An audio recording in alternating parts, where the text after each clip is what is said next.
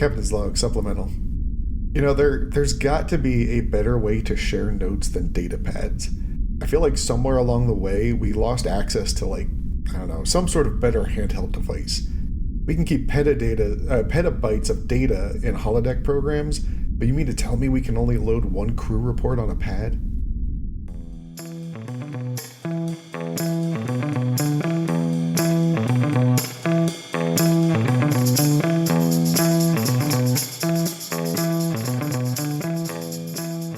Welcome, everybody, to another episode of Captain's Log Supplemental. My name is Stanford. I am joined, firstly, by our lovely producer, Mariah. Hi there. See, I caught her off guard. Because usually we say hi to her last. And then, of course, I am joined by the co-hosts, Chris and Rob. Hey there. Captain's Log Supplemental. We talk about Star Trek. We've been watching all of them in chronological order, so we are still in Enterprise, although we are almost done with the second season of Enterprise. Yeah, and we are officially past the halfway mark of Enterprise at this point, right? You know what? I think next week it marks that point.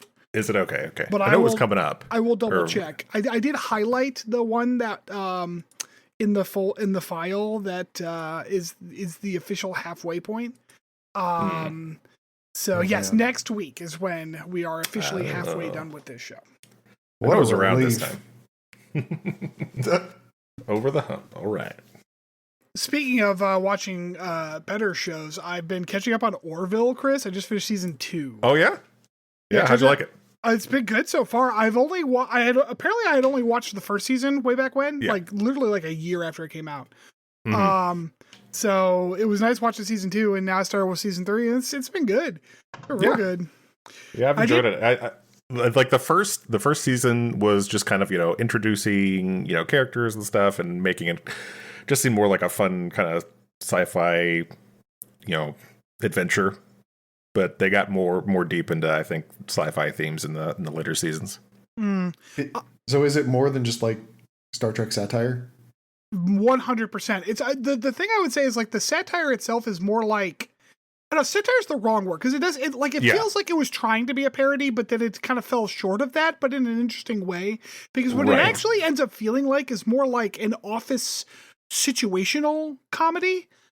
You're not wrong. In the Federation. Like if not The Office, because it's not like that kind of camera work. But more like if Just Shoot Me was like they were in the Federation instead of working for a magazine. Yeah, I get what you're saying there. Yeah, I think you're right that it started as just a strict parody. And I think the first season was kind of attempting more of that. Whereas after that, they just kind of let's just work with these characters and make a sci-fi show and, keep some of the Seth MacFarlane, jokes and stuff. Oh, it's still a comedy. Yeah, absolutely. Yeah. But it is genuinely more sci-fi in the later seasons. Yeah. And there's been so many Star Trek actors that have shown up. Yeah. In the one episode, the EMH from Voyager and Dr. Phlox both show up. And then Tuvok was on one, and then Marina Sirtis was on one. So Troy, she's like the elementary school teacher. Yeah. Yeah, a lot of little cameos. It was fun. So yeah, it's been a good ride. It's on Disney Plus, so if you is that where it's at now? Yeah, because they own Fox, so... Right. Yeah. All right, so before we get into the summary of this, I just need a preface on how the structure of this particular episode is going to go. So, this episode is focused around a moral conundrum, and that conundrum is going to be my deep dive as well, because I have some thoughts. So, okay. I am going to keep my opinions about the conundrum itself to a minimum during the summary, and then I will bring it out in the deep dive. And we're also going to hold episode ratings until after the deep dive, or at least at the beginning of the deep dive. Okay. All right. So this week on Star Trek Enterprise, we take a look at an episode called Cogenitor. And in the cold open, we see an admittedly gorgeous rendering of, I guess they call it a hypergiant, just a really big hypergiant, late life stage star. Yeah. Right. Yeah, it's about to go supernova in 100 or 200 years. 100 to 200 years, and Archer's like, too bad I'm not going to be around to see it, and we're not going to be around to see it. And DePaul's like, I might be around to see it. Fuck you. And then, of course, we do this whole age thing, because Trip's like, how old would that make you? Yuck. Like, yeah. It's like, it's okay. They could just know her age. It's all right. Yeah. Like, it's got to be in the crew report. I assume so, yeah. Yeah, it's never, it's just one of those, it's a running cliche joke. Can't ask a woman her age. Her. But out of the, kind of near the sun, well, they're kind of taking some readings, and they're like, there's a ship that got closer, because they're as close as they can reasonably get. And they're like, oh, and so they kind of focus in on this ship, which looks like a giant butt plug. It is. It's flared tapered at the base. Yeah. It's definitely a sun skimming butt plug.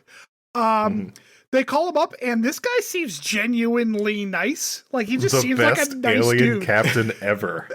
I was immediately suspicious. I know, I was too. My next note is, I assume this is going to be some traitorous alien filth later. Nope, just the best bro ever. Just like a nice dude. Yeah. So, then we get a little Faith of the Heart. The aliens are they're like, hey, how's it going? Yeah, we'd love to come aboard and say hi and, just kind of do this whole first contact thing.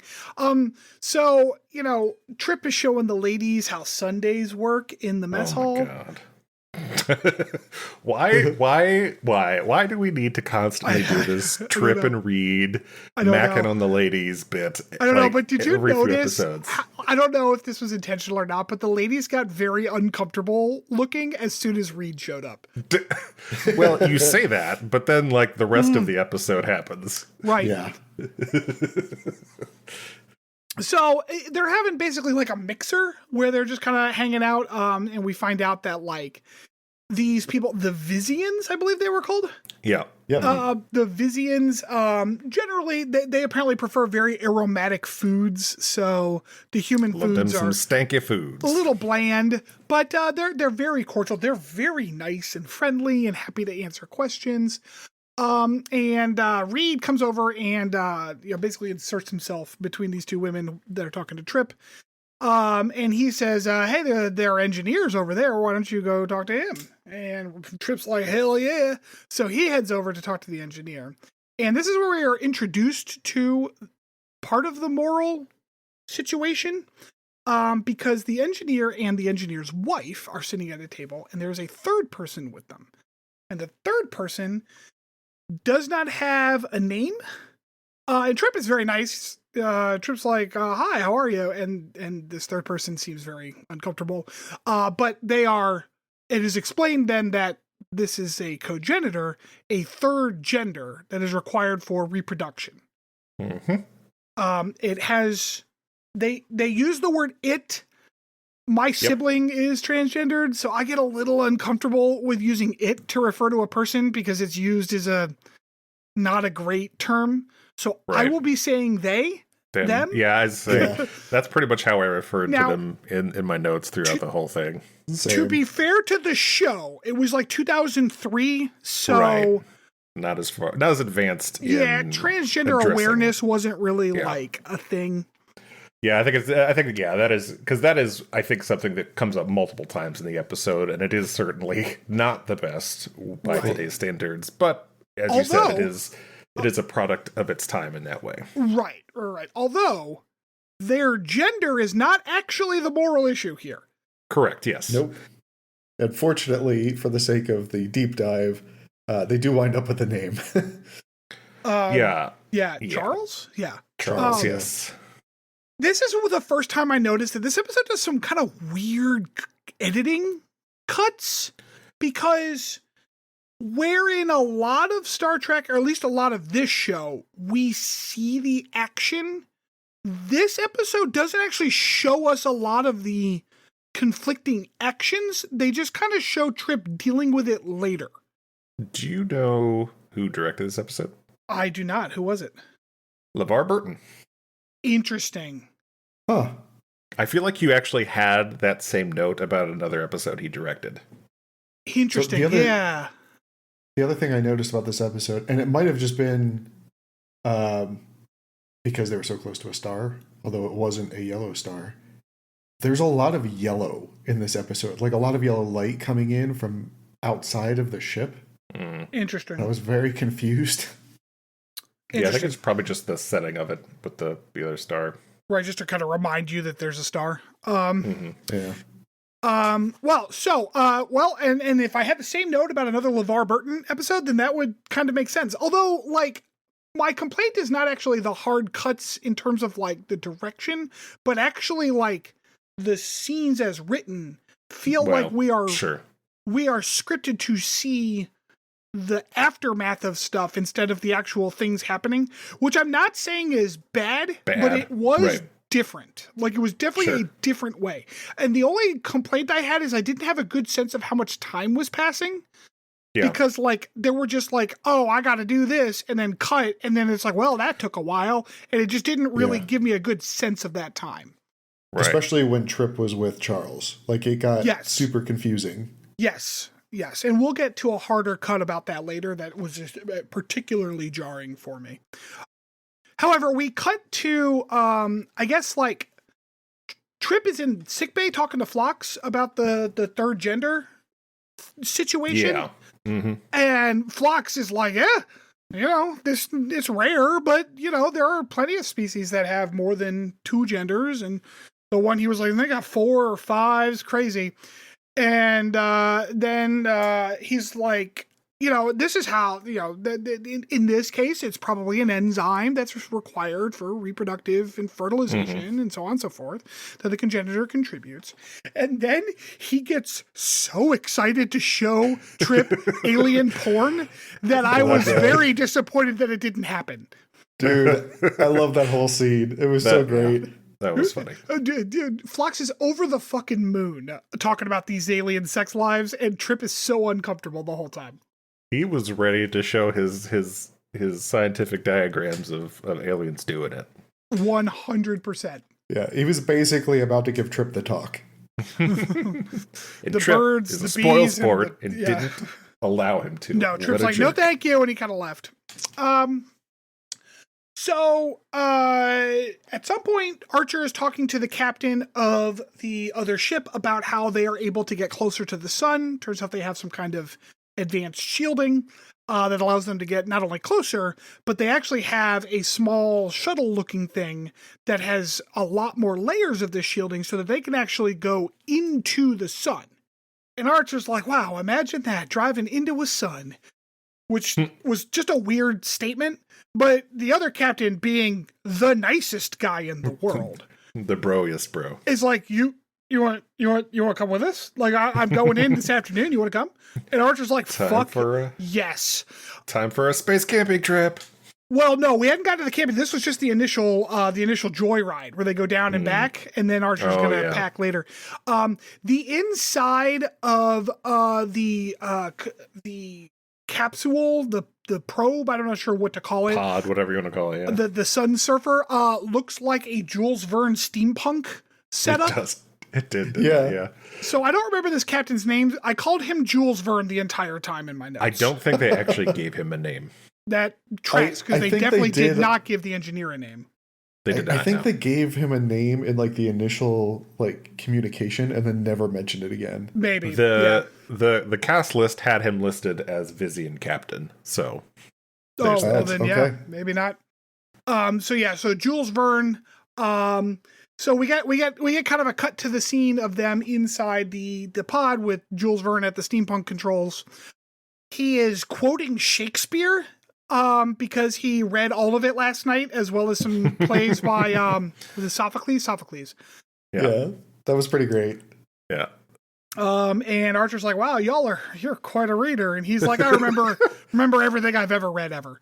Do you have any recommendations?" And Archer's like, I definitely read. Shut up. Well, and I'm not sure about that, but that is funny too. I was like, this is a genuinely good line because he's like, do you have any recommendations after Sophocles? And Archer's like, sounds like you're getting the hits by yourself. Maybe you should just keep going. It's like, I got these great water polo matches you could watch. I'm more of a doer than a reader. I was elected to do, not to read. We cut back to the engineer is showing Trip how the engine of his spaceship works, which is very friendly. The engine is more advanced than the Enterprise's by like quite a few degrees, but it's not just like faster. It does things differently. And the engineer is very happy to explain that to Trip. And in fact, I believe at one point in this scene, he says, some of these modifications could probably be adapted to the Enterprise, just make you run a little smoother. They're not, and it was explicitly stated that like they're not outright just giving away technology, but they are very encouraging and kind of like leading them on about technology. Well, not in a bad way though, like kind of guiding them. More in that, like, if you're trying to teach your kids some math, you're not just going to give them the right answer, but you're like, well, okay, but what do you get when you multiply 2 by 13, right? Like, you're kind of helping them along to get to the right answer. So it's not patronizing, I guess is kind of the best way I can say it. Like, they're very friendly. Yes, they are very friendly. And Trip is kind of hung up on this whole third gender thing, so he asks the engineer more questions about the Cogenitor, and the engineer is again very friendly in answering the questions, although he has started to be like, what do you basically you're being weird about it, man. you're asking me a lot of questions about how we fuck right now, which like I get but like it is getting a little weird.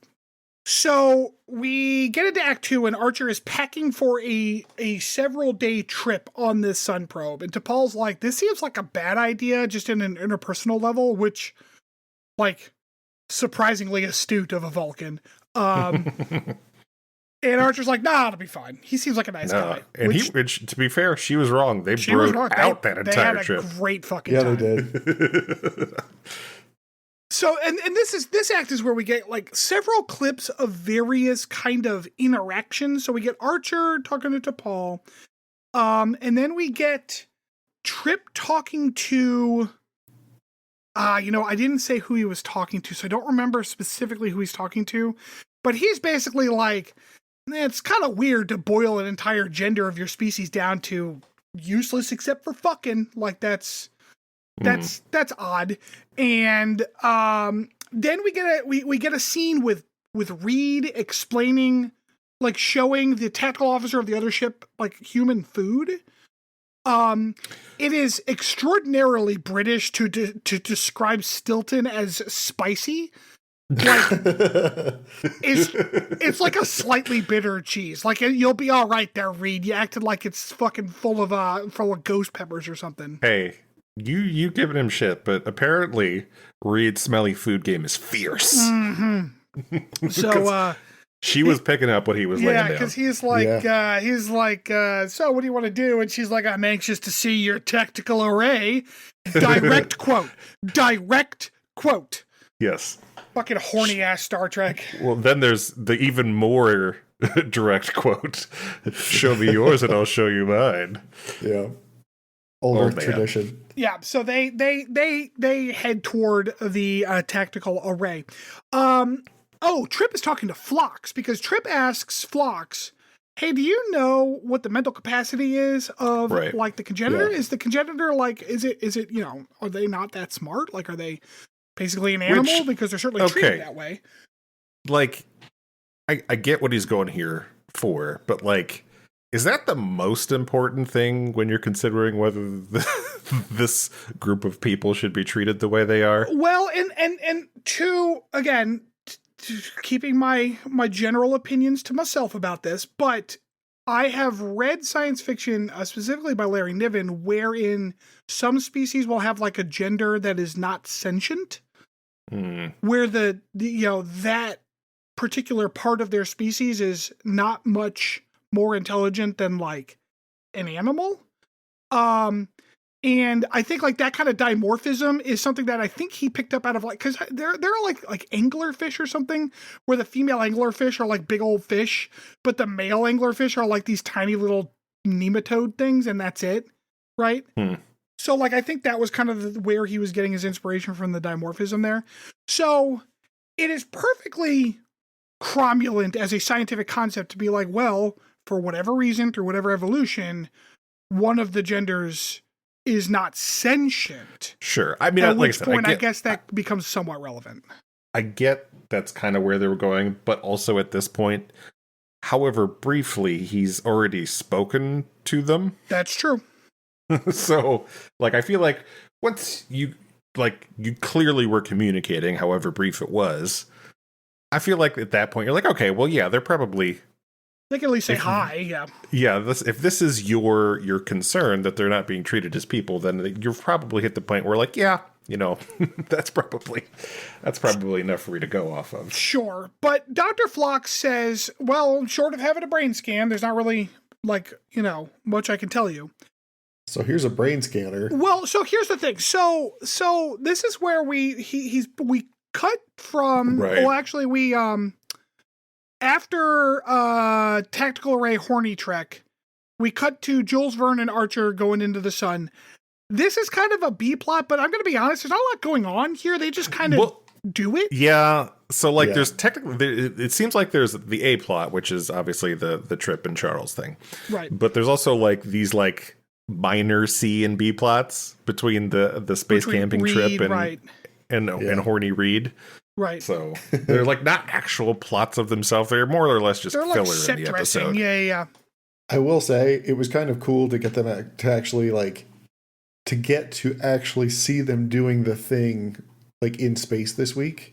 Because I remember a couple of weeks ago, we were like, oh man, volcano planet, that sounds awesome. You get like one shot of it and then never again. Sure. And I think that the Jules Verne sequences are to give it some color, because otherwise we are on the ship and nothing else, you know? Right. Yeah. No.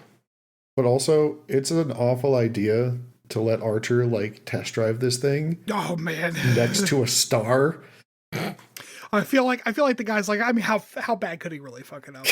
Like, So after we see Jules Verne and Archer having a good time, broing out, we cut back to the engineer and Trip on the alien spaceship, and Trip just kind of casually brings up, like, man, I'd like to see your quarters, and the engineer's like, sure, let's have dinner. He like invites himself to their place. So they go to dinner, they're having dinner, it's going okay, and then Trip's like, so where's the congenitor? And the wife is like, I don't know, they're in their room or whatever. I don't know. And Trip's like, oh man, I'd really like to have said hi. And the wife's like, well, I'll see if they're awake. I guess I'll just bring them out like it's a fucking pet. Nope, no opinions. Says that they're going to bring them out. That is the end. So the woman gets up, hard cut. We are now back to the medical bay with Trip having gotten the brain scans of all three people and is having Phlox look at them. And that's an example of what I mean by, like, we don't see the action, we just see the aftermath. Right. And it was such a hard cut that I was like, did we miss something? Right. It was very strange.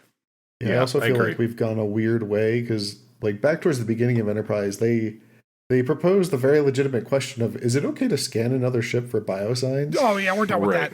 Yeah. No. Consent to scanning is not a thing anymore. Yeah, there's another hard cut like that in particular later on too that I thought the same thing. Like, did I miss something here? Yeah. I think I know what you're talking about, but we'll see if we got the same one. Yeah. But Phlox says, according to their brain scans, they look about the same. I mean, everything looks about the same. Back to Archer and Jules Verne. They're just joyriding through the sun. This is I think where Archer gets allowed to control it. So he's like controlling it and flying it around and hovering while Jules Verne's doing some instrument readings, because there is some science going on here or something. They're just having a bro time. Trip decides to get nosy it's never explicitly stated, but I guess there is some degree of free roam between the two ships.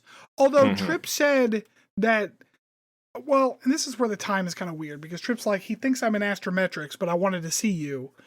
And he gives the Cogenitor a book on how to read. Read English, apparently? Yeah. Less than super helpful. Well, no, he definitely taught them to read a different language, because they're not reading English in that book that they had. That is true. So I'm wondering if, like, the out loud reader, English. Maybe the out loud reader just went through the universal translator, so we heard English. Maybe. But Trip's like, yeah, basically this will teach you how to read. And the Cogenitor's like, why would I want to read? And Trip's like, because you're smart enough to learn how to read. You should read. And the Cogenitor's like, well, all right. And so they start reading. Oh, this scene, though. Like, it was so cringy to me. Which one? The next scene? The scene where he tries to, like, he's talking to her about learning to read. Not the part that he's trying to get her to learn to read. Them to learn to read. But, like the way that they made her reactions to it just, I don't know what it was about it. It just seemed like, oh, the dumb pet is thrilled to be reading. Like, it just seemed weird to me. Interesting. Hold on to that thought. Okay. Well, because that's an interesting analysis that I'm curious to explore further, but when we actually get to that part of the show here. Act 3 is where I'm like, Trip's definitely going to fuck this up, this relationship. Because he starts, like, introducing them to more stuff. They're, I think, reading a book at this point, and they're like, this book's about mountains and geography and stuff. And Trip's like, you're learning really fast. And it is kind of like, there was kind of, I don't know if it's like Chekhov's fucking eidetic memory, but it was mentioned that this race learns very quickly when we were talking about Shakespeare earlier. So it's no surprise that this Cogenitor apparently basically learned to read overnight and is, like, reading, like, sophisticated textbooks by the morning. Right. So Trip's like, sure, I'll show you some stuff. Archer is doing okay with Jules Verne. That's the only note I've got. They're just broing out still. He's diving through waves, bud. Oh, was this the wave dive? No. Yes. No. That's the next time we get to them, because I have a whole note about that. Okay. They're still just cruising. Okay. And then we cut to Reed and I don't know, Lady Reed. I don't know what her name. She probably didn't have a name either. The tactical officer woman. Yeah. And he's like, these are torpedoes, and she's like, oh, photonic warheads, and he's like, no. And then, like, she gives him this, like, oh, your shitty old weapons are so cute. Oh, these are adorable. So, do you tickle your enemies with these? Yes, we do. Yep, several times. But he's like, do you want to see our plasma cannon, or not plasma cannon, our phase cannon array emitters? And she's like, hell yes. So they have to climb into this, like, small access hatch, and Reed's like, after you. And then there is a several Mississippi hold on Reed checking out this woman's ass. I say, not only is there a hold on her ass, but there is a reaction shot of his face to looking at her ass. Like, yes, dude. It's like, what the fuck? It's like, LeVar, what are you doing, man? Come on. You're better than this. I don't know. You remember that episode where he makes the hologram of his, like, favorite No, that engineer? was Geordie, not LeVar Burton. I mean, yep. Mm-hmm. They're inside, and the woman's like, hey, you want to fuck? And Reed's like, whoa, usually I buy a woman dinner first. And she's like, well, on my planet, we ask if you'd like a good fuck before we have dinner. Like, whatever. He's like, no. It's you have to be a good fuck to get dinner. Yeah, she's like, we decide whether or not you're a good fuck, and then you can have dinner. I'm not feeding a bad lay. Exactly. And he's like, Is this the last time we see the two of them together? Pretty sure. I think it is. The implication is that they're gonna go fucking bump uglies. Mm-hmm. Banging aliens, a rich Star Trek tradition. Okay, we're back to Trip and the Cogenitor. I believe this is where the name comes out. Yeah. Yeah. This is where I'm like, does Trip just have unbridled access to this person? And I guess that makes sense because the engineer doesn't really think of the Cogenitor as a person, so sure. Trip's just allowed to go visit them. Like, whatever. Trip's like, you should come up with a name. And the Cogenitor's like, I've thought of a name. I want to be Trip in honor of you. Because obviously this person is starting to really enjoy learning and knowing things and experiencing things that they were not allowed to experience before. Trip's like, that's a good name, but my actual name is Charles. And the Cogenitor's like, well, then I should be Charles. And Trip's like, I'm honored. Actually, a very, very sweet little scene. I have no notes on that particular sequence. So that is why we call the Cogenitor Charles. Although I don't think it's ever said again. Nope, not once. Back to Archer and Vern. This is where the like, I guess the solar flare or some sort of large wave of solar mass is erupting from the surface of the sun, and Jules Verne is like, fly over it, and Archer tries, but he doesn't seem like it's going to succeed.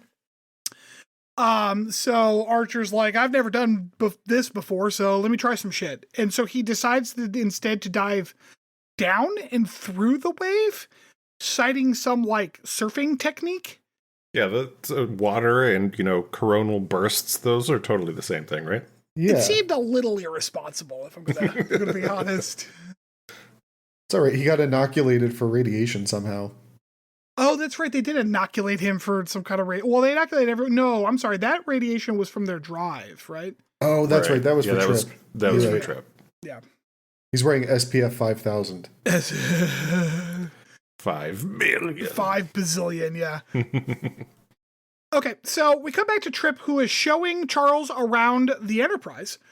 And Trip is very, very surreptitious. Like, obviously, he does not want to get caught. He has not been expressly told that anything he has done so far is not allowed, but he definitely feels like he shouldn't be doing it. Like that they would be upset if they found out he was doing this. Yeah, I think it's several people on Enterprise's crew have told him to mind his own fucking business about this. Sure. Yeah. So I think even though he hasn't been explicitly barred from interacting, right. I think at this point he knows this is something he probably shouldn't be doing. This is basically tantamount to kidnapping. Okay. I don't know if I go that far. I don't know if I'd go that far either, but okay. Now, and there's a particular moment of insight here that we will get back to in the deep dive, but the Cogenitor says, if we are caught, won't you be punished? And Trip's like, nah, I wouldn't be punished. They might be mad at me, but whatever. And it reminded me very much of that scene at the end of Inglourious Bastards where Brad Pitt kills the one Nazi and the other Nazi is like, he was under my protection. You're gonna, like, they'll have your head for this. And he's like, nah, I'll probably just get chewed out. I've been chewed out before. But the Cogenitor says, oh, I would be punished if I was caught doing this. And that's like, flag. That's a red flag. Yeah. That's a good word for it. And again, we'll get back there on the deep dive. But oh yeah. So Trip's like, hey, how about a movie? You want to watch a movie? And the Cogenitor's like, what the fuck is a movie? And Trip's like, here, let me show you. Now, here's a fun fact. Did y'all see that list of movies that they cut to for a brief moment? Oh, no, I didn't. No. Oh, I took a whole screenshot of it. I'm not going to go through all of them, but most of them are completely made up. Oh, really? Yeah, there's like one of the musicals is called Love's Lovely Love, which like good. There are 2 episodes. One is called Celestial Navigation, and the other is Mr. Willis of Ohio. Those are actually titles of episodes of West Wing, which was, I think, still airing at the time, or at least it had just finished up. Right around. It was close if it wasn't. Right. There is The Day the Earth Stood Still is in there, and that's what they end up watching. So, like, that one is a real movie. Right. There's a movie called The Bride of Chaotica Do either of you recognize the term chaotica? Yeah, that's from Tom Paris's like Hollow program, right? Yeah.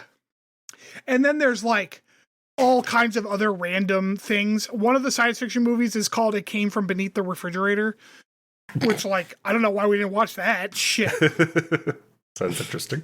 So they put up this whole list of movies. And Day the Earth Stood Still, good movie, by the way. Good quality movie. The Cogenitor is watching this movie with Trip, and they're like, you know, why would Earthlings act like this? And Trip's like, well, back then we didn't know there were aliens, so they kind of freaked out, yada, yada, yada. Then they're playing Go, which, if you're not familiar, is, I'm sure you've seen it, whether you know it by this name. It's an Asian, I believe it's specifically Japanese, or it could be Korean. But it is a game where there are black and white like stones and a grid, and then there's rules and you play, obviously. But it shows up in movies every once in a while. It was in A Beautiful Mind. I have played Go. It's all right. It's not my favorite game, but like, it's fine.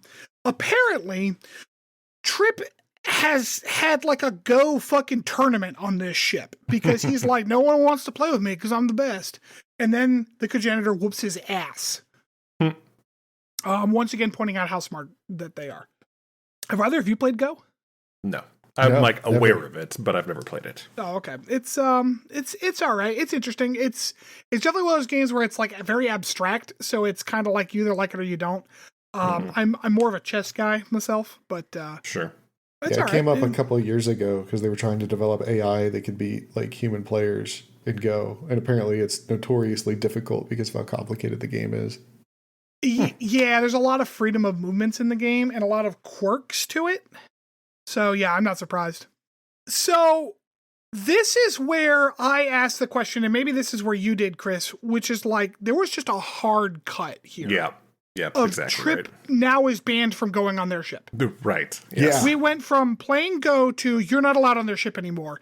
And this is where I was like, what was the timeline of this episode? Right.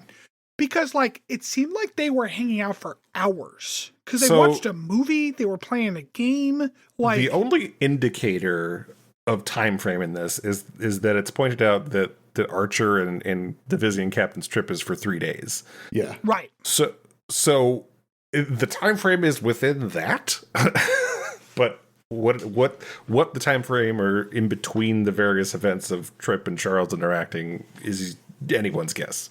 Right. So T'Pol is not happy with Trip. T'Pol is basically like, you've been banned from their ship. You may have fucked up all of this first contact. You should be ashamed. And Trip says, I was just doing what I thought Captain Archer would do, which is a sentiment I agree with. Yeah. Like, I don't disagree that this feels like a very Captain Archer course of action. But we then cut to Trip in, I think, engineering. He's working in engineering, and the Cogenitor kind of sneaks up and like says, hey, Trip. And Trip's like, what are you doing here? And the Cogenitor's like, I want to stay here. And basically they're seeking asylum. Right.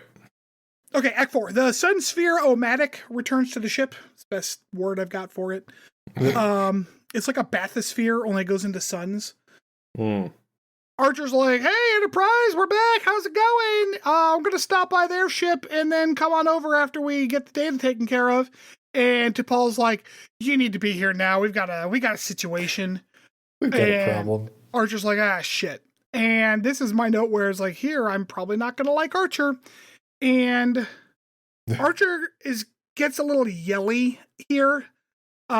He's kind of, he's mad at Trip for okay. Trying to contain my opinion. Archer is mad at Trip for meddling in and interfering with the culture of the aliens with which they are first contacting. Then they go to they have like a meeting with the captain of the other ship as well as the engineer and the engineer's wife.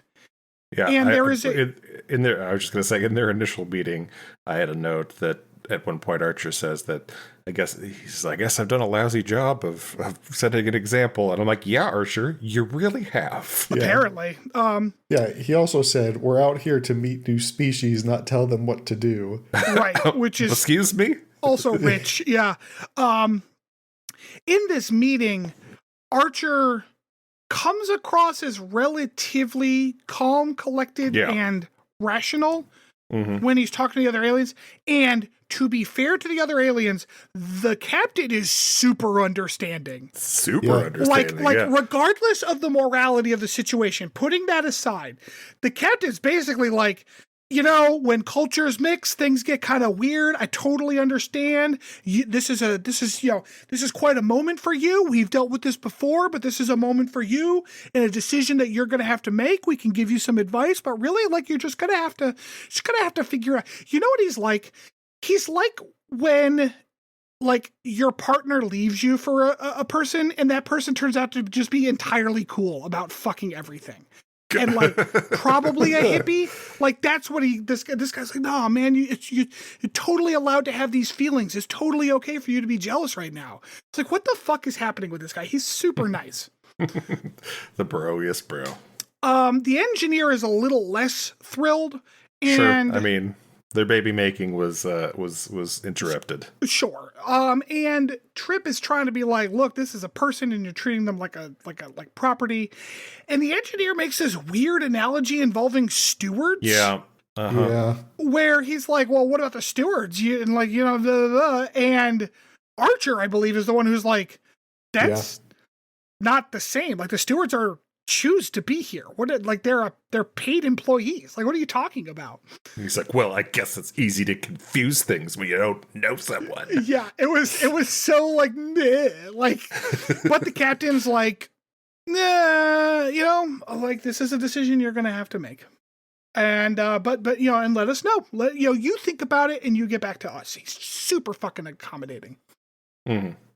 We get another cut to basically Archer walking towards Trip's quarters with T'Pol. And T'Pol says, and this is a quote, "You shouldn't have misgivings. You've made the right choice." Okay? So we know what's happened at this point.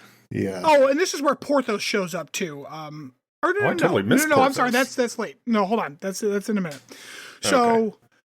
Archer goes to Trip's quarters where Trip and Charles are kind of hanging out, and Trip's and I don't even think any dialogue is spoken. No dialogue. Zero. Basically, Archer just gives him the look of like, that's it, and Trip just looks kind of like sad. Then we cut to Archer hanging out on his bed with Porthos, which we haven't seen the goodest boy in a little bit, so That's true, yeah. it's kind of nice to get a Porthos shot in there. Contain yourself, Stanford. Archer receives a phone call, a comm call, some kind of call. Subspace message. And the captain of that other ship is furious, according to Hoshi. Then we get another cut to Trip being asked to, like, Archer basically having Trip come to his office, and Trip's like, "What's up?"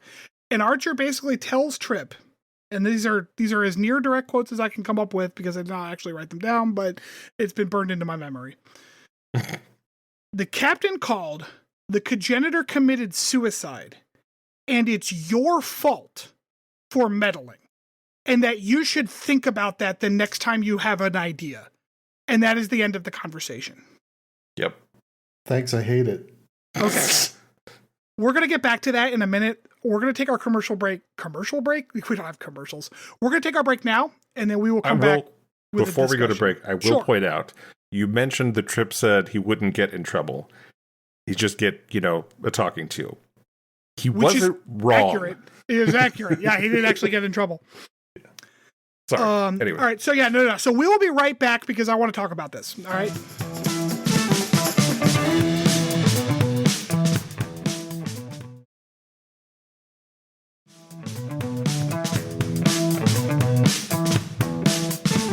Hi, welcome back. I am fucking mad.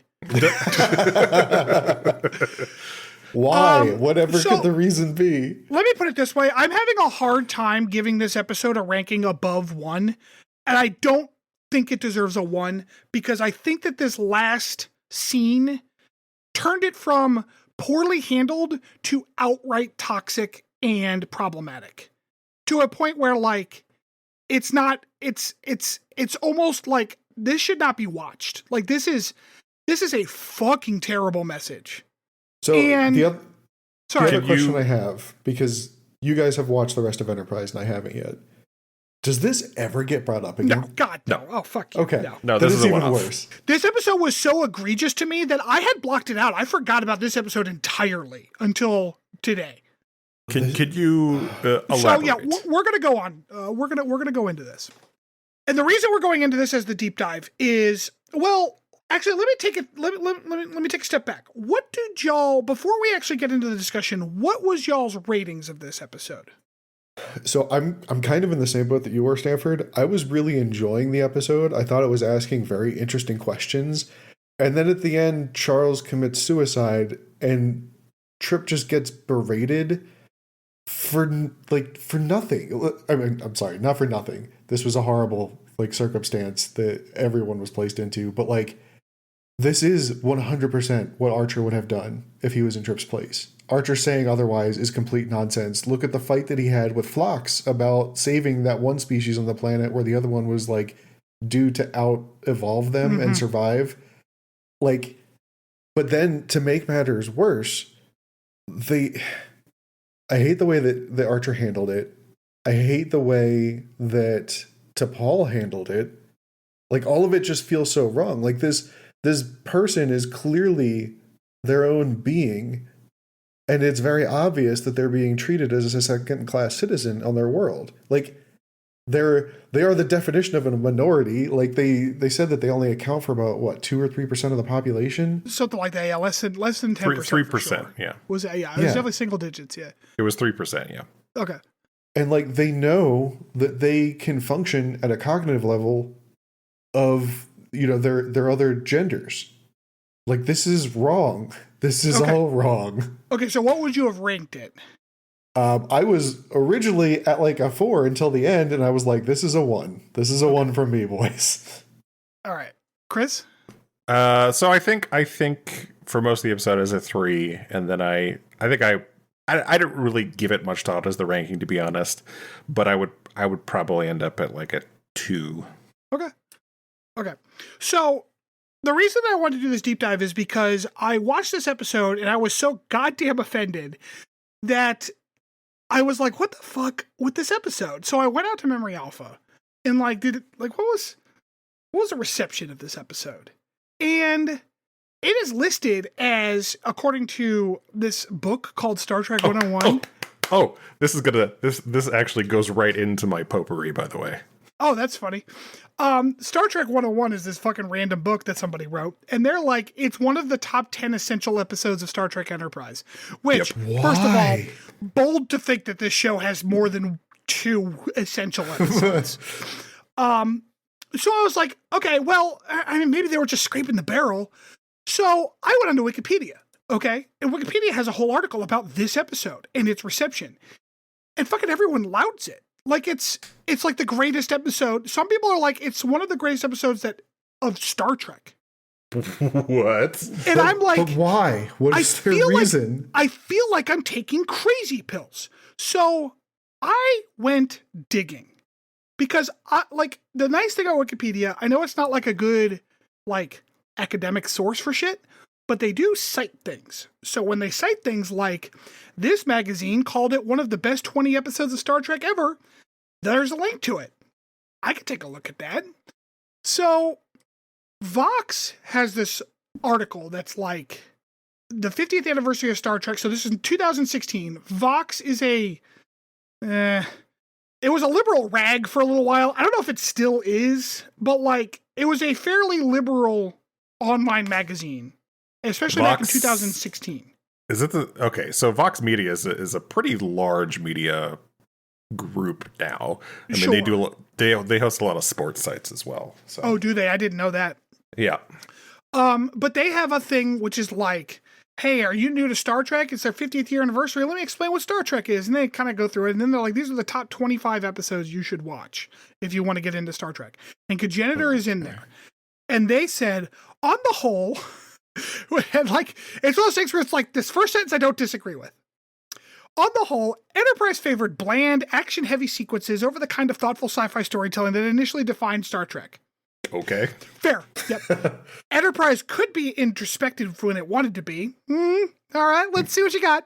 In Cogenitor, the crew befriends a sociable alien race with a similar mission of exploration.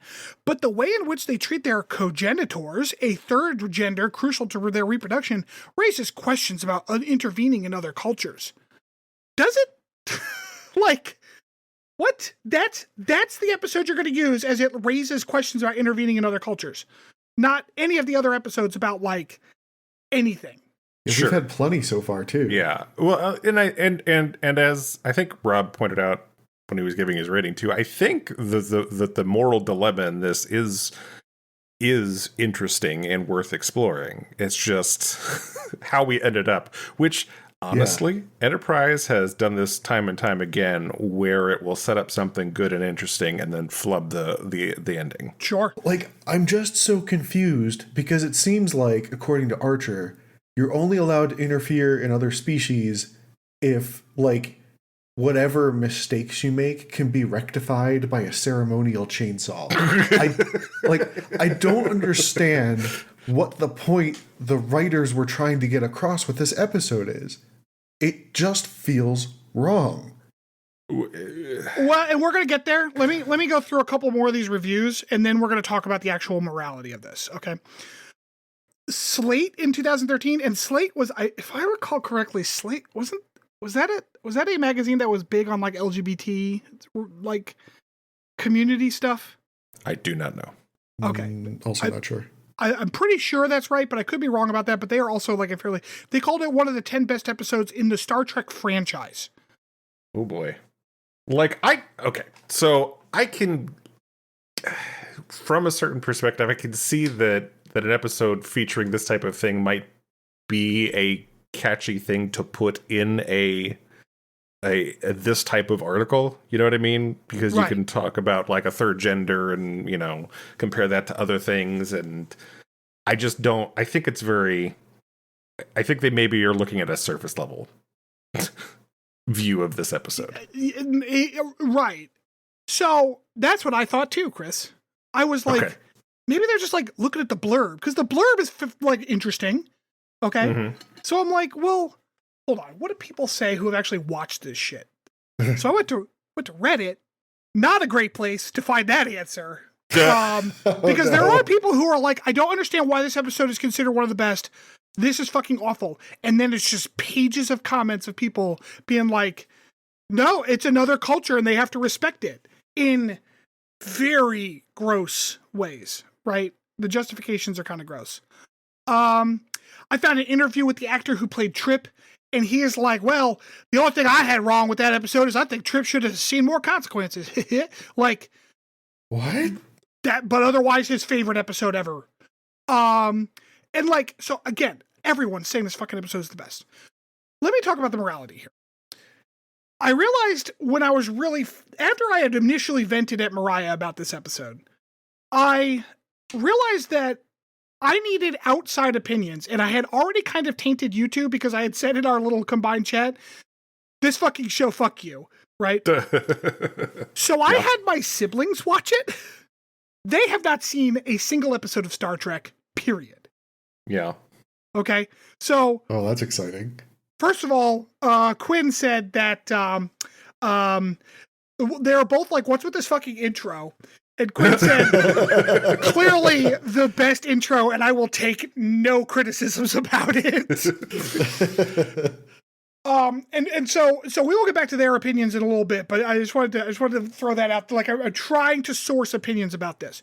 I've realized that the morality of this episode breaks into two separate components. Okay, the first component is, should Trip have meddled, in quotes, with the Cogenitor at all? So, again, we said during the episode, Trip was never told not to, but obviously he knew that that wasn't probably okay. Yeah. But, like, was Trip wrong to teach the Cogenitor that maybe there was something more that they could do with their life than the life that they have been assigned because of their gender? in their culture. In a vacuum, I think no. That aspect of what he did is not wrong. However, how he got there, I have lots of problems with. Okay, so you're very much like he had good intentions, but he fucked it up. You mean like the brain scans that they weren't made aware like of? clandestinely scanning, sneaking around, like going into people's quarters who don't know he's being there. That was creepy. Yeah. Okay, certainly. So, but like overall, though, you think that Trip was justified in trying to improve the Cogenitor's life and their understanding of their life. Like I said, I don't have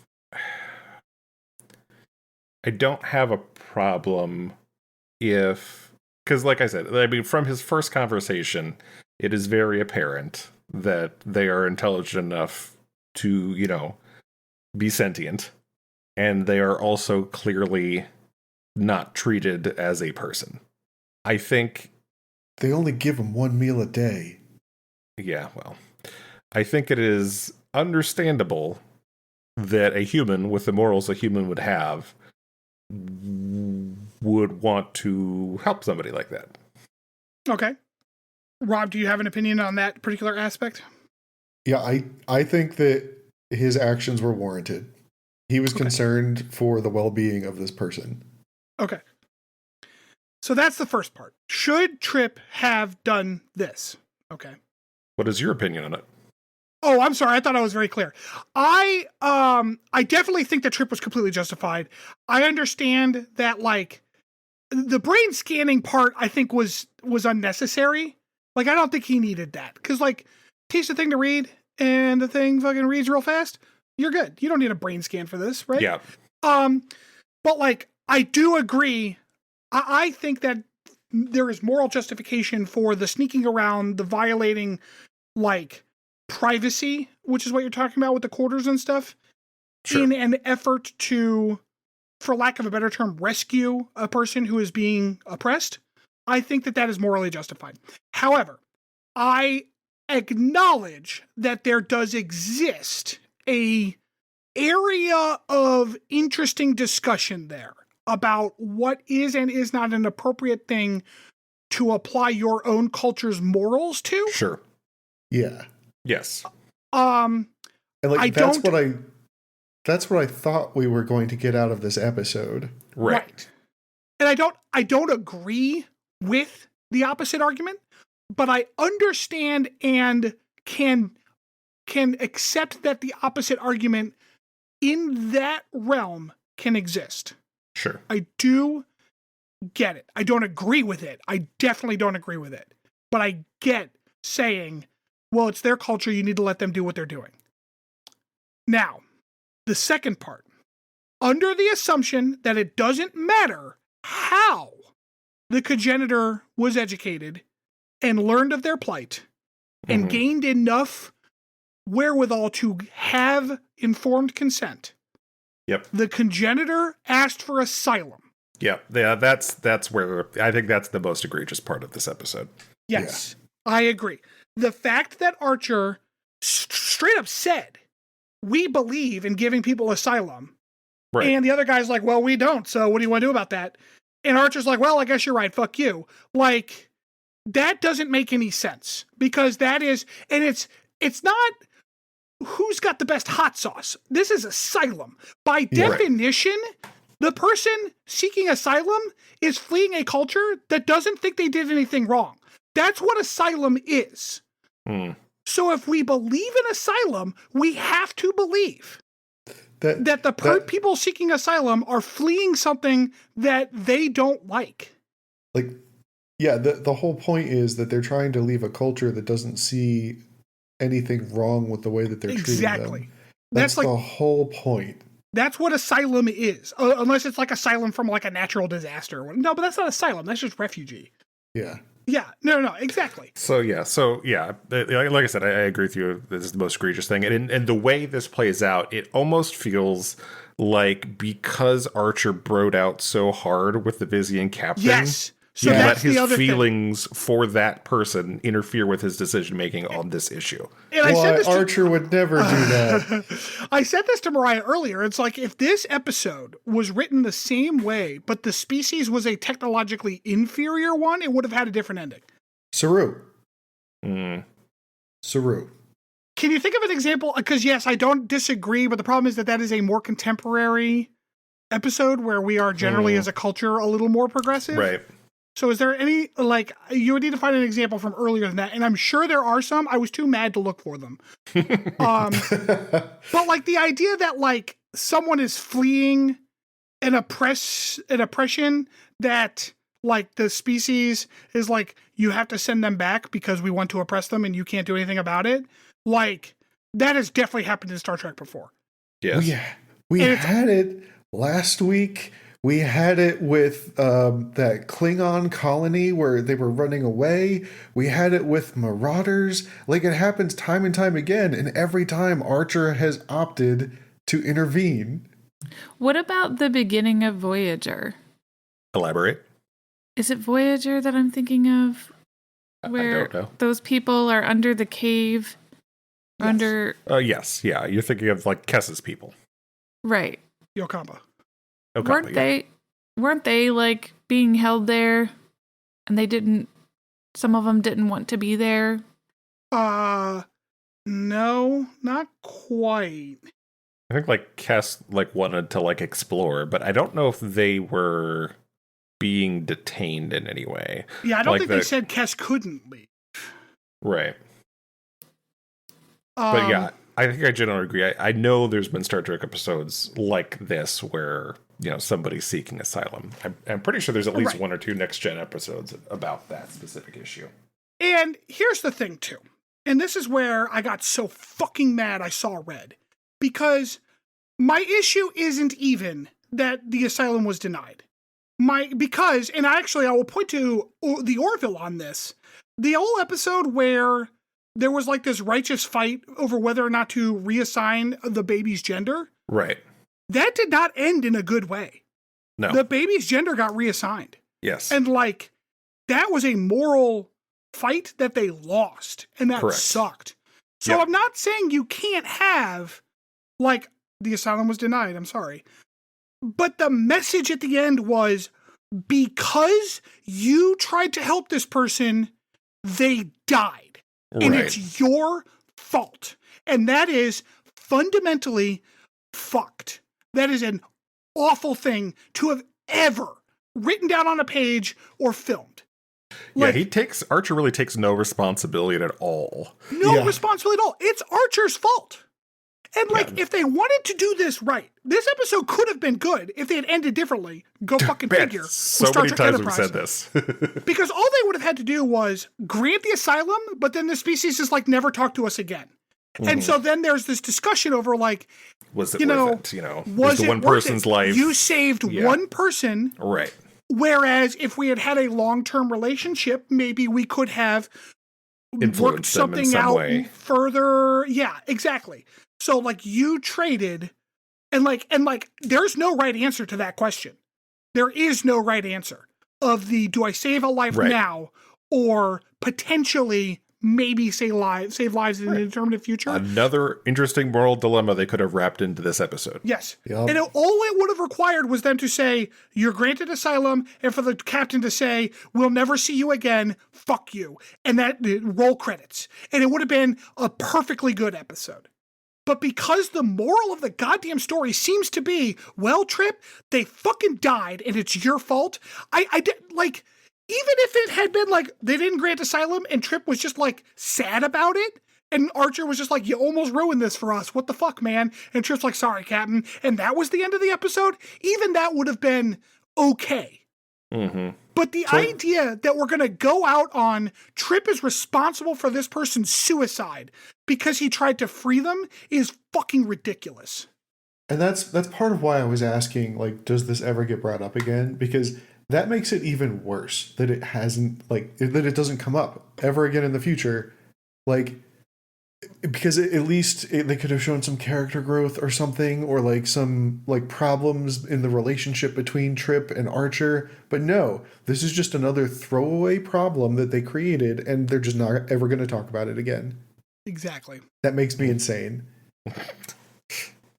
Whee! My siblings are generally on the same page as me. Trinity was like, I don't think he should have meddled. So, like, again, like, when I figured out that you should break it down into the two different moral discussions, like, if I could understand being on the other side of that first one, I understand. I don't agree, but I understand. But both of them were like, no, the only person to blame here is Archer. Because once the person asks for asylum, if you say no and they die, that's on you. Yeah. Yeah. Yeah. He just instead he takes no responsibility and just yells at Trip and makes Trip sad. And he probably fed Porthos cheese.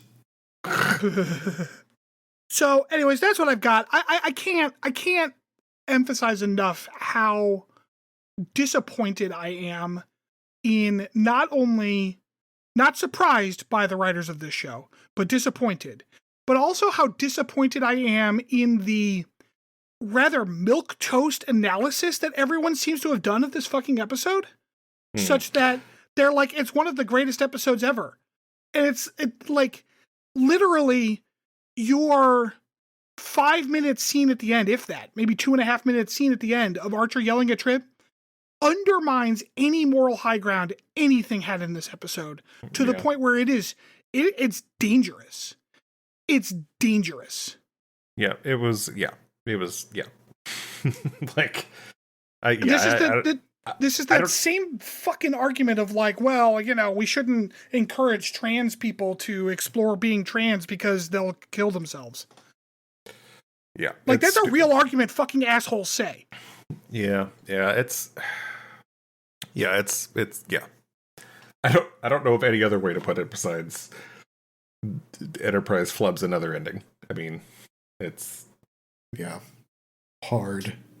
Yeah.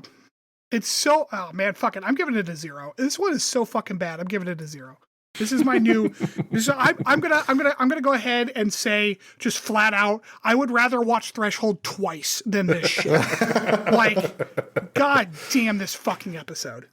Fucking hell. Anyways. It felt awful. Yeah. Hopefully Chris has got something a little more lighthearted for us. I do, yeah. We will be back after this.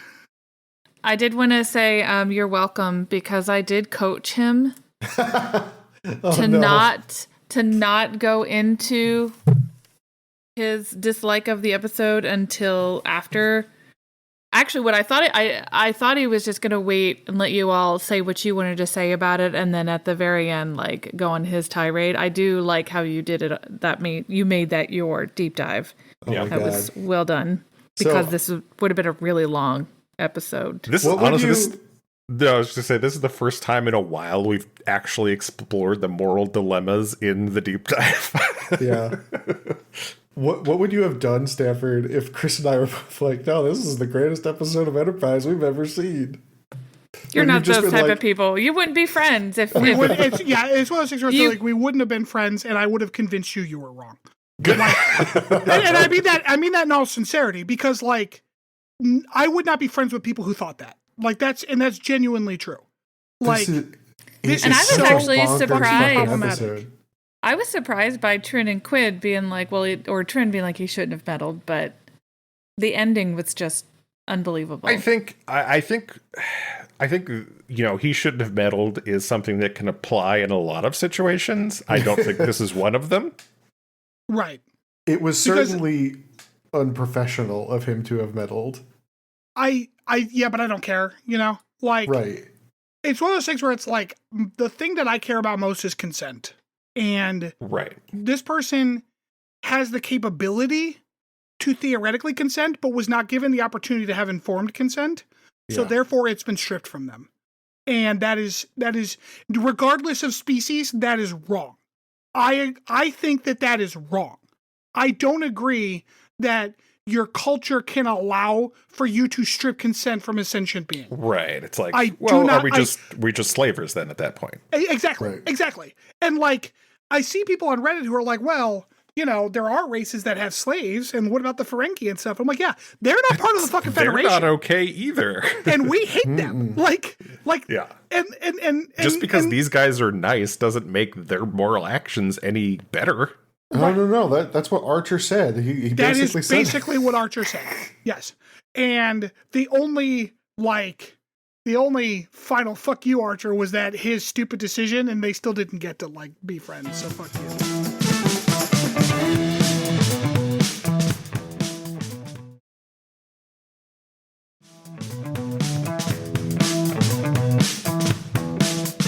Welcome back, everybody. Okay, so for today's potpourri, I kind of alluded to it earlier when you mentioned the book, because I did find the same kind of bit of trivia that Star Trek 101, A Practical Guide to Who, What, Where, and Why, lists this episode, Cogenitor, as one of the top 10 for Star Trek Enterprise. So I decided I wanted to kind of take a quick run through the top 10 of each of the series that appeared in this book, which was, the TOS through Enterprise. Yeah, this book was written, I think, in the teens. So 2008. Okay, yeah, so it was before Discovery. Yeah. We were still in college. So yeah, we'll go in keeping with the theme of the show. We'll go chronologically. I am going to pretty much just run through original series because none of us are. I mean, Rob, you have the most knowledge, but none of us really remember a whole lot about or know a whole lot about any of these episodes. What is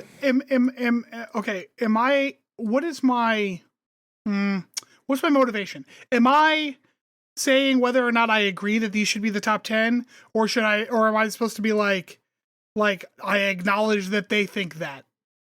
Oh, definitely the first one. Yeah. Okay, cool. Because I'm going to probably disagree with a lot of them. That was the point of this potpourri. Yes. All right. I don't know if you noticed, but I love disagreeing with shit. Oh man, Raging Stanford is the best Stanford.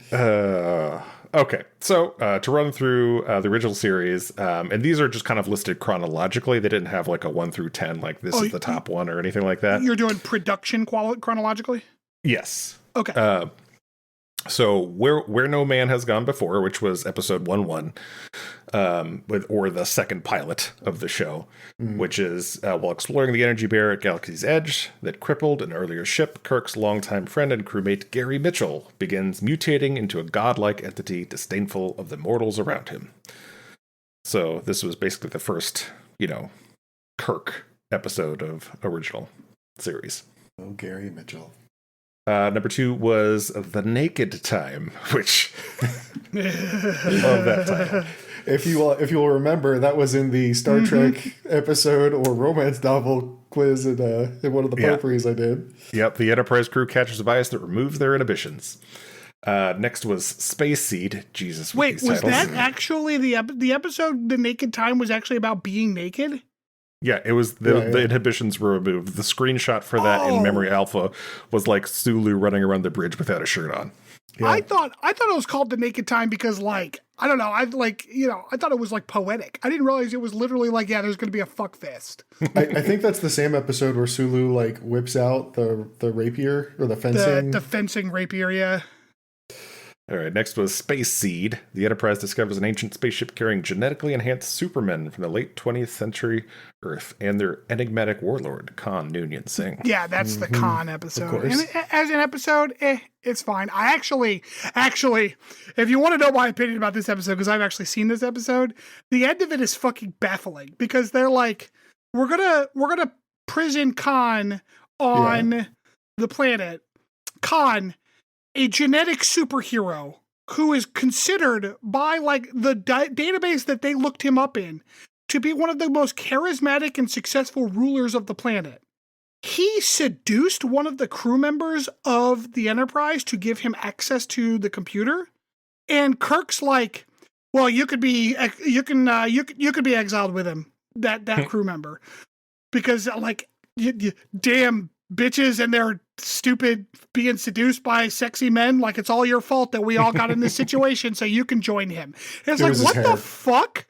You all said he's the most charismatic guy that's ever lived, and yet you're gonna be like, well, you shouldn't have been seduced by him. You can go live your life in exile forever. Keep it in your pants, lady. Yeah, it's so fucking crazy. All right, next was This Side of Paradise. The Enterprise crew finds happiness at a colony where alien spores provide total contentment. After that was The City on the Edge of Forever, which I know I see a lot referenced in best episodes of original series. Kirk and Spock go back in time to save McCoy and their own universe. What was the priority list, do you think, there? Yeah, McCoy or their whole universe? I mean, probably the second one. Is this the Gary 7 episode? Next was Amok Time, which is an interesting choice because this is the Spock undergoes the Ponfar, Vulcan mating ceremony episode where he fights fucking Kirk with stick. Because Vulcans don't have a good divorce ceremony. After that was Mirror Mirror. A transporter malfunction sends Kirk, McCoy, Scotty, and Uhura into a parallel universe where the Federation is replaced by an evil empire. So this is like the original Mirror universe. And I acknowledge that it was the original Mirror Universe episode, the dumbest trope in the second dumbest trope in Star Trek. But like, what's the first dumbest? Borg. What? Wait till next week. Wait, the third is Q, if you're curious. What, was that episode good enough to be in the top 10 of the original series? I could not tell you. Like, I understand that it was fun, I guess, but like, it's weird that that was it. That was one of the best. Okay, there's two left. Could you guess what one of them is? It is Tribbles. Trouble with Tribbles. That is 100% correct, and the next one on the list, yes. I was wondering if you would guess it. And we're kind of seeing based on this list that I don't know. And to be fair, these are listed as essential, so maybe not the best, but... Is it Mantrap? No, the last one was Journey to Babel. Babel? Yeah. As the Enterprise comes under attack on the way to a diplomatic conference on Babel, one of the alien dignitaries is murdered, and Spock, estranged father Sarek, is the prime suspect. So, that sounds about right. So, that was the top 10 for TOS. And I will I can see the argument for like essential versus best because like there's a cultural element to Trouble with Tribbles. Oh, I missed one. Sorry, actually. Last one was A Piece of the Action, which is one I'm sure you wouldn't like because it is very, holodecky.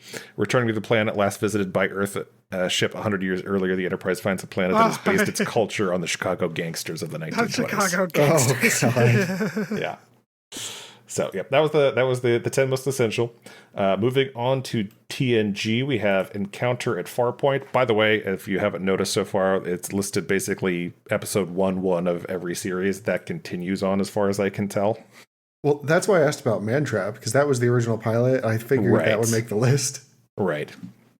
Apparently not. It's weird, because Encounter at Farpoint, I'm going to be honest, have you watched it recently? It's not real good. No, it's not. I've watched it actually a couple times recently, and it's okay. I mean, it's okay for the season 1 of Next Gen. Yeah, but it's not. I love the Next Generation, but it gets off to a slow start for sure. It does, yeah. After Encounter at Farpoint is The Measure of a Man, which is the one where Data. we have the court scene arguing for Data being a individual person or not, basically. A sentient being with rights. After that is Q Who, which is where Q throws the Enterprise into your favorite trope, where they meet the Borg. After that, actually, that's 2 of your favorite tropes in Star Trek all in one episode. Yeah, I'm aware. That's the worst episode of all of Star Trek. I don't understand. Oh my God, stop it. All right. It would only be worse if the whole thing took place in the Mirror Universe. Is it worse than Cogenitor? No. Yeah. Nothing is worse. After that is Yesterday's Enterprise. While investigating a temple, the Enterprise encounters a ghost form from its own past, the USS Enterprise C, which travels 22 years into the future and changes the course of history. So that was season 3. I believe your dad was the captain of that one. No. That was in Generations. Yeah, that was in Generations. Yeah. For all of you who don't know this in-joke, my dad resembles the actor. What's his name? I can't remember his name. The guy who was in Ferris Bueller. Not Matthew Broderick. The taller, dark-haired guy. I can't think of his name at the moment, but yeah. Your dad looked just the fuck like him. Yeah. After that is Sins of the Father, which whereas where Worf is plunged headfirst into the politics of the Klingon Empire when his deceased father is accused of treason by the old those pesky Durases. Following that is the 2-part episode, The Best of Both Worlds, which is once again reintroduces your favorite. That's Locutus. Yeah, that's the Locutus arc. Yep. So Picard gets captured and turned into and I want to point out, like, I've seen all the Borg episodes. I have an informed opinion here. This is not me just being like, yeah, I think they're ugly. Bleh. Like, I have an informed opinion. I disagree with your opinion, but I'm sure we'll talk a lot about that when we get to those episodes. It's going to be great. After that is another off-referenced best episode of Next Generation, The Inner Light, which is where Picard learns to play the flute. Where Picard gets gaslit by a woman for 80 years? Yeah. Up next we have Relics, which, do you remember this one? The Enterprise comes across a Dyson sphere and, finds Scotty lodged in it. shows up. Yeah. Yep. Mm-hmm. And that's one of those episodes where it's like, is that really that essential, or is it just because Scotty showed up? It's because Scotty showed up. Yeah, 100%. Because like if you want to get like essential understanding of TNG, you gotta get well, sure, but you also gotta get fucking Geordie date rape. Like, oh no, God. Oh, I'm not looking forward to that episode. Tortured Tortured O'Brien. Oh God, that's like half the episodes.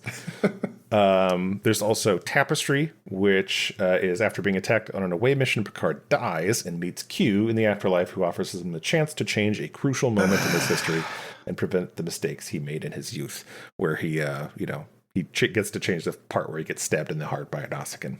I was gonna say, I believe that is the part where we learn that information. Yeah. Last one of the Star Trek episodes. Do you remember why? Do you remember why being stabbed in the heart mattered? I explain what you're saying. Go ahead. Do you, like, the reason that he had to change that thing about him in order to survive the death is because there was like some kind of like electrical surge, and it got attracted to his metal heart and killed him. Right. Yeah. Okay, yeah. And so Q's like, how about you don't have a metal heart? He's like, I didn't even think of that. And then, he's fine. Last one listed was All Good Things, which was, the series finale, I believe. The two-part season finale, where Picard learns from Q that he's the cause of the annihilation of humanity and begins an incredible journey through time from the present to the past, where he first took command of the Enterprise to 25 years into the future. To be frank, I did not care for the final episodes. I thought it was dumb as shit. I'm not gonna lie. Yeah. It was kind of weak. Yep. Moving on to DS9, we have... No, wait a minute. There are 3 big important missing entries here. Go ahead. One is 2 Rikers. The other is 2 Picards. 2 Picards? Wait, 2 Picards? Yeah, it's the one where like he has to shoot himself. He showed up for like a hot second. Where they're stuck in that like loop or whatever, right? Yeah, and then most importantly, where's Conspiracy? I want exploding heads. Wait, no. But did you just assume that we already knew that Crusher Fucks a Ghost was on there? Because you didn't mention that one either. God. That is anything but essential, my friend. How about Troy gets fucking knocked up by non-corporeal light? Can we not talk about those? I mean, we're going to have to when we get to them, but let's move on. So first one for DS9. Wait. What about Worf's a bad dad? That's a great episode. No, that's multiple episodes. You can't pick multiple episodes. That also carries over to DS9. Yeah, fair. Does his son show up in DS9? I don't remember. He does. Yeah, he hangs out with Jake. He does show up in DS9. He also, there's like a weird like in the future thing where he, like older Alexander shows up. It's a whole thing. So yeah, first one listed for DS9 is a 2-part Emissary, which is the first 2 episodes of the series, where we of course get introduced to everybody and whatnot. After that is Duet, which I'm trying to remember here. Oh yeah, after a Cardassian man arrives on the station suffering from an illness that he could only have contracted at a Bajoran labor camp during the occupation, Major Kira leads an investigation to determine whether he is actually a notorious war criminal. This is actually a pretty good episode, as I recall. Yeah, that one was pretty good. There is Necessary Evil, where an attempt on Quark's life reopens a 5-year-old murder investigation back from like before the Federation took over DS9. That's the one with the flashbacks for Odo and stuff. Yeah. Yeah. Crossover, where we get 2 Kiras. That's the mirror.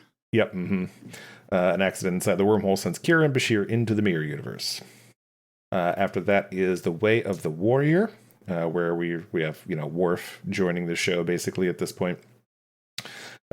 When a Klingon fleet under General Martok arrives at the station. Oh no, I guess he joined beforehand, but this is he joined basically as soon as TNG ended. So season 3 basically, I think, is when he joined, right? I think that's about right, 3 or 4, and then he was just a permanent part of the show. Yeah. So this is when a Klingon fleet under Martok arrives at the station, ostensibly to protect the Alpha Quadrant from the Dominion. Sisko recruits Worf to discover the Klingons' true intentions. Yeah, this is the season 4 season premiere. After that is Little Green Men, which is the one where they go back in time. Yeah, I don't like that one. To Earth I like that one. The friend. I thought it was weak. But you don't like, this is very holodeck episode. And it's not, but but like I didn't care. I didn't mind it was at least a fun jaunt with the one where Sisko's like a writer. That was a whole other thing. That was a stronger episode. That's what I'm saying. I'm not arguing that was not a stronger episode for sure. Little Green Men was, I think, a weak episode, and I think it's one of those things where it's like, all right, people remember it because it was kind of memorable, but I don't think it was just a fun episode. That's all it was meant to be, I think. Plus, I don't like Quark because capitalism, but like whatever. Sure. Following that, we have Far Beyond the Stars, which is the one you just referenced. I was just describing, It was the writer one, yep. Then is In the Pale Moonlight, where with mounting losses of the Federation-Dominion War and the Spectre of Defeat, Captain Sisko enlists Garrick's help to persuade the Romulans to join the Federation-Klingon alliance to win the war. However, Sisko soon learns that to save the Federation, he may have to betray the values it stands for. I don't remember that episode a lot, to be honest. Oh, yeah, I don't remember. Then there is the Siege of AR-558, which is during a supply run to AR-558, which I'm assuming is a station. Sisko finds the defending Starfleet unit with over 2/3... Oh, no, it was a planet. That's right. The defending Starfleet unit with over 2/3 of the troops dead and the remaining soldiers' morale extremely low. When the Defiant comes under attack, Sisko, Bashir, Dax, Nog, and Quark choose to remain on the planet, which is about to come under attack by Jem'Hadar soldiers. That was a good episode. That's the one where Nog got hurt. Yes, yeah. Yeah. What You Leave Behind is the final one listed, which I believe is the final episode. It's the 2-part episode. Yeah. In this last adventure, the Federation Alliance prepares a final invasion of Cardassia. Meanwhile, Bajor Kaiwan releases the Pa-Wraith. Oh, God, the fucking Pa-Wraith. Fucking Pa-Wraith, yeah. From the fire caves and threatens the safety of not only Bajor, but the entire Alpha Quadrant. They missed some real... man, that list is staggeringly underpopulated. Yeah, I agree. I think there's definitely... Go ahead. The one I would add for sure is Trials and Tribulations. Not because it was like if you're gonna put an incredible story or anything. Right, if you're going to put Trouble with Tribbles in there, yeah, it might as well, yeah. Like the cinematography was just so cool. That was cool. a neat episode. Yeah, it was a very neat episode. But like Nog dealing with PTSD. Yes. Jake being like a war correspondent. Yeah. I thought that was an excellent episode, yeah. Those were outstanding episodes. Rumpelstiltskin. That was a fucking weird-ass episode. That was fucking weird. Oh, shit. All right, so after DS9, we get to Stanford's favorite, Voyager. No notes. I literally have no notes, yeah. As has been the case with all the other ones, they list the first 2-part episode as number 1. I guess essential only because like it does set up what more so than any other show. It does set everything up. Yeah, I think that's fair.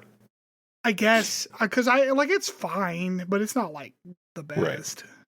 Right. Then we have Flashback, where when Tuvok begins to suffer from a mental breakdown triggered by a suppressed memory, a mind meld with Janeway takes him back to his tour of duty with Captain Sulu aboard the Excelsior. See, and that's one of those episodes where they're putting that in there because Sulu showed up. Because Sulu's in there, yeah. Agreed. Yeah, because actually that episode pretty weak. It's just a joke about how long Vulcans can live. We have they included the 2-part episode Scorpion, Yeah, everyone loves Scorpion, and like the reason everyone loves Scorpion is because the Borg are such a shitty concept that they don't realize how bad Scorpion is. Because like that's the whole thing, right? Like Scorpion is like, oh wow, there's a species from liquid space, fluid space, So where stupid. if you go there, all of space is fluid. And like, don't worry, the Voyager it's fine. But like, so, and then the Borg can't assimilate them, so we have to work together with the sexy Borg, who we're gonna later put on the show because she's sexy, but she doesn't get to wear any sexy clothes. Borg. And be friendly. Like it was not well put together. I everyone loving Scorpion, I was like, okay, so you didn't actually watch any of these fucking shows because like it's just a dumb set of shows. Okay, so for the rest of the list, I'm going to ask you to guess the episodes they're going to list. So we've got 3, and so I guess technically 4, but one of them's a 2-part, so we'll say. I don't know if I can do that. I have an idea. 2-parters took up 2 entries. That's bullshit. No. It's just 1 entry. It says like Scorpions part 1 and 2 is like 1 entry. I have an idea from a deep dive because I'm really excited to see this episode still. Sentient Torpedo. So the funny thing you say about that, Rob, is there are actually 2 separate Sentient Torpedo episodes. Oh my god! One of them takes over the Doctor. The other one holds B'Elanna Torres hostage. So which Sentient Torpedo you want to do? Taking over the Doctor. That's Warhead. Nope, not listed. Ooh. I will give you a clue: is that you mentioned it earlier in this in our podcast. Wait, me or Stanford? Stanford did. I mentioned a Voyager episode earlier in this podcast, like earlier in a different segment. Yes. Huh. This episode references it. Like this episode of Enterprise referenced this. Was it about Tom Paris? At the hologram? Or holodeck? Bride of Chaotica. The Chaotica episode. Yeah. Bride of Chaotica. It is pretty fucking good though. It's a good episode. I like that episode. Captain Proton. Another one was parts 1 and 2 of Year of Hell. Year of Hell is a fantastic set of episodes. Yeah, I agree. That is probably the strongest Voyager ever was. Year of Hell was phenomenal because they were brave enough to try something but they still had an escape at the end, which is it was good. It was a good set of episodes. Mm-hmm. Oh wait, am I supposed to be guessing how many are left? 1, 2, 3, 5 more. Okay. Wait, yeah, 5 more. Okay. Prometheus? No.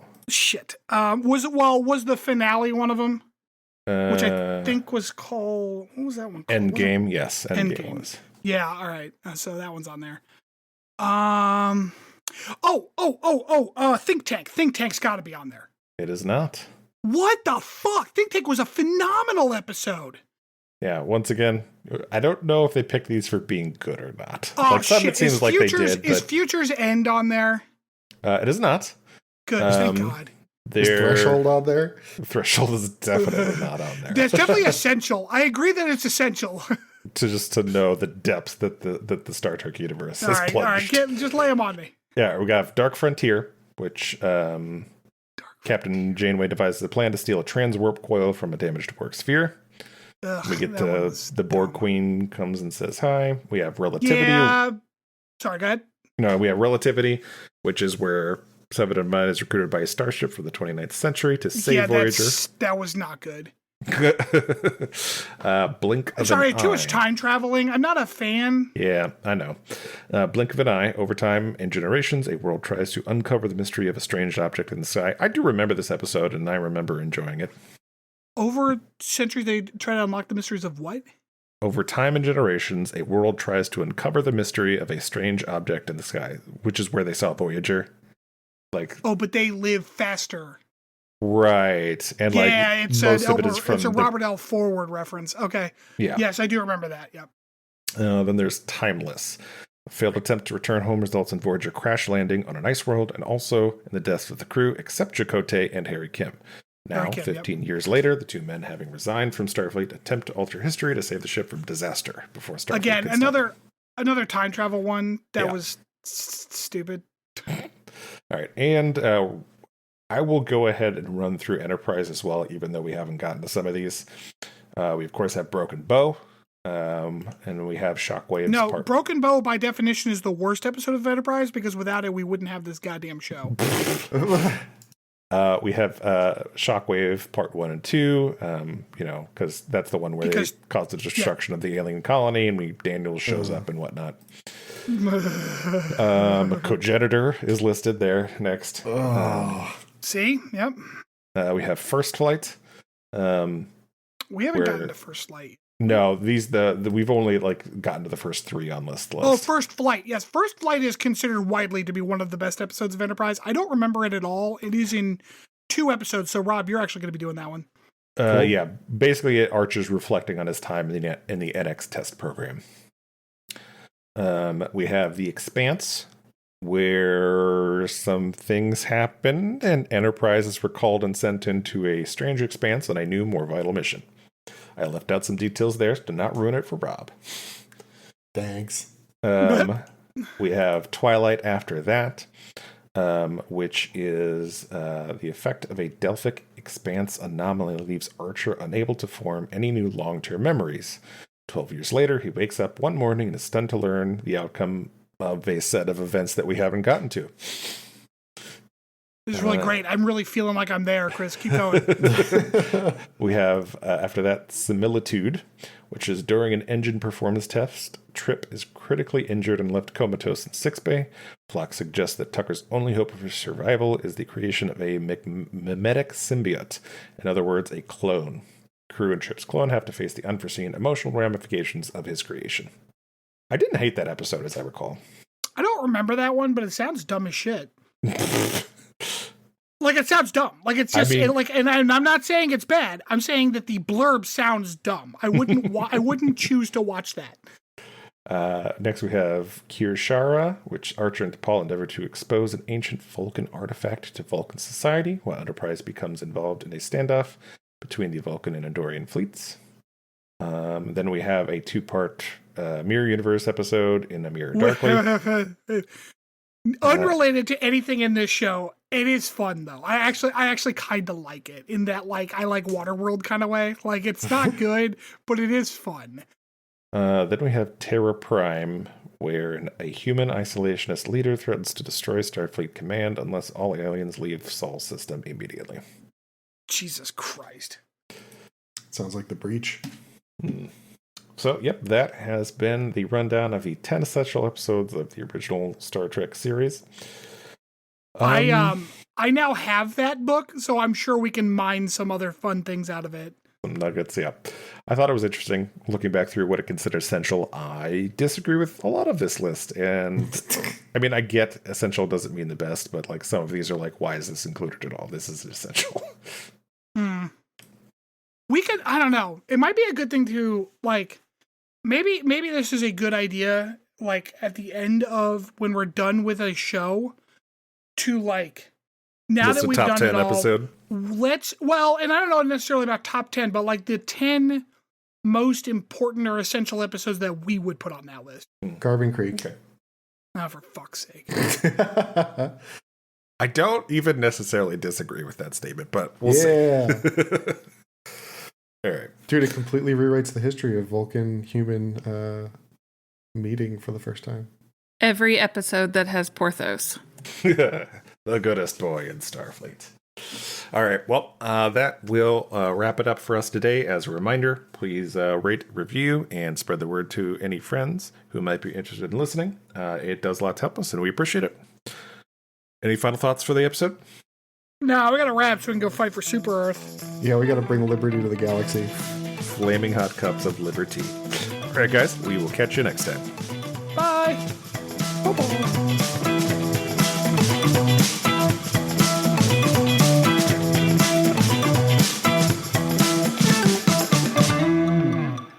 Thanks for listening to Captain's Log Supplemental. You can follow us on Twitter at PodCLS or send us hate mail at podcls3@gmail.com.